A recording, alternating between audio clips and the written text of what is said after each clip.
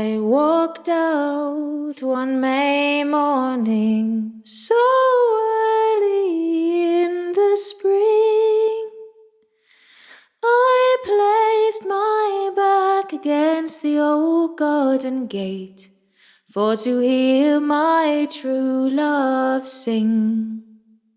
1.5 miles from the medieval town of Saffron Walden in Essex, we find a true East Anglian treasure, Audley End.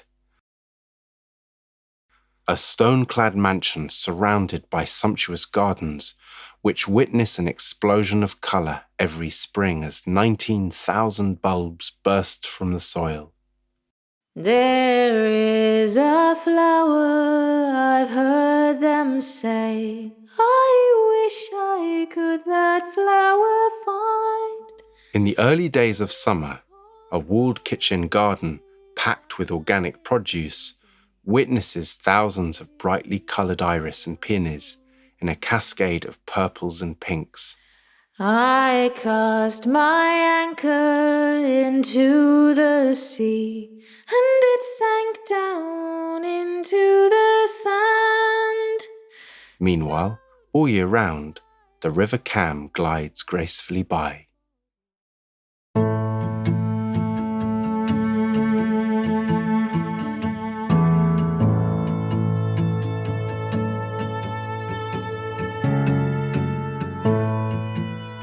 When first built, Audley End was one of the largest and most opulent houses in Britain.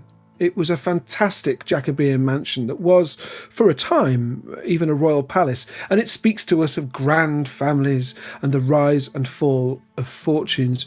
It's filled with beautiful art, furniture, and some of the most remarkable collections that still fill the rooms and the halls here. But it's also filled with extraordinary human stories. The house sits in a Capability Brown landscape, and while the grounds themselves look tranquil today, the relationship between Capability Brown and Sir John Griffin, the owner at the time, was far from tranquil, and it's clear from their letters that they had some serious disagreements and fallings out. Thankfully for us today, those fallings out and that enmity doesn't seem to have translated into the landscape that we see around us.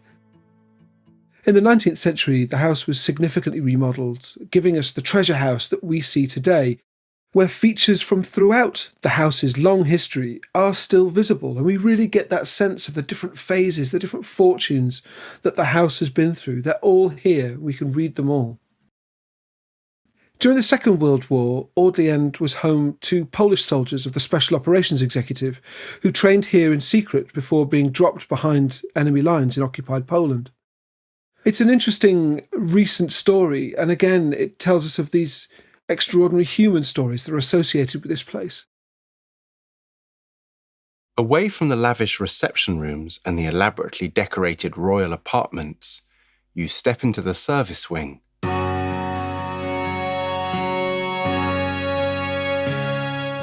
This was the engine of the house, where around 30 servants worked day in, day out, in addition to another 80 or so staff who worked across the estate. These people were just as much a part of the house as the lords and ladies they served, and we can find their stories captured here too.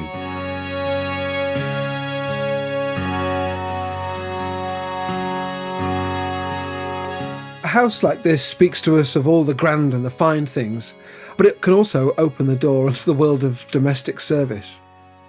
A house like Audley End required a huge number of people to enable it to function.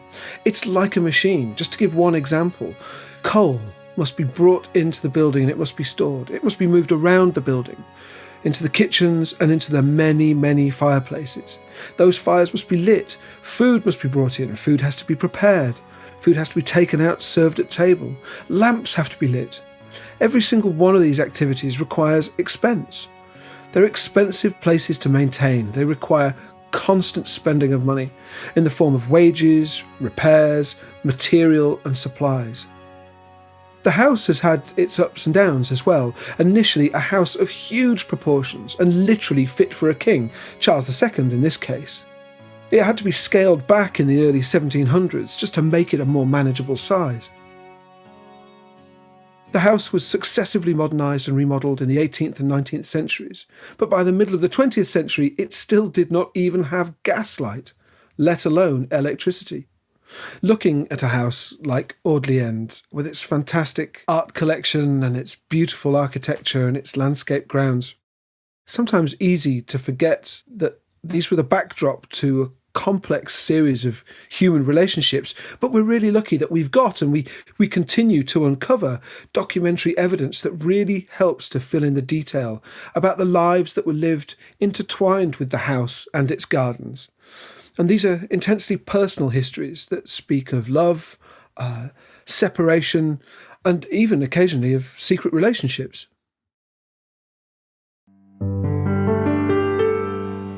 We're pairing this beautiful Essex mansion with an exquisite traditional song that was originally documented by the famous song collector and composer Vaughan Williams when he heard it sung in 1904 in the Essex village of Horndon.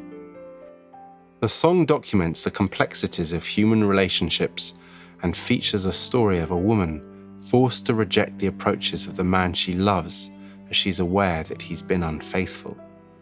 The song, sung for us by Hankey, ends with a poignant warning to girls who might court a false lover. Untrustworthy men are described as being like a star on a foggy morning. You think they're near, but in truth, they are far, far away.